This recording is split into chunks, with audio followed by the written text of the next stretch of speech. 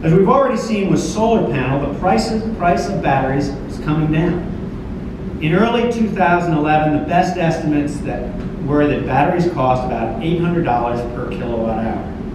Now the estimates are that current prices are about half that. And some analysts predict that in a couple of years they'll be below $200 per kilowatt hour, which is kind of thought of as the tipping point when electric vehicles will become competitive with conventional gas engines.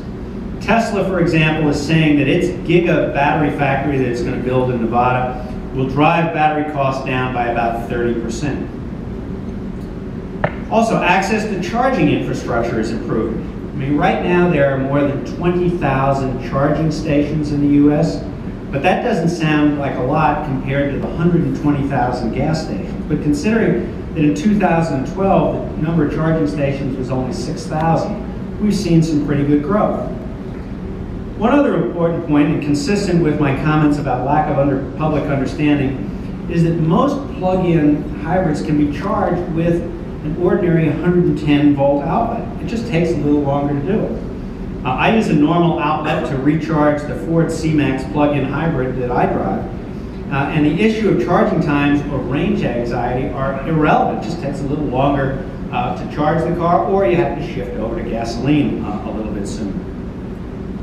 Meanwhile, on the utility side of the equation, the electric grid is becoming smarter and significantly more flexible, which makes it possible not only to accommodate a lot of EVs, but to do things to maximize their benefits. So for instance, thanks to the use of smart meters, we've got the ability to offer special time of use rates for electric vehicles.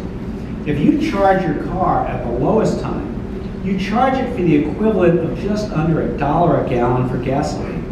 That's less than half the cost of what gasoline was in 1949, adjusted for inflation.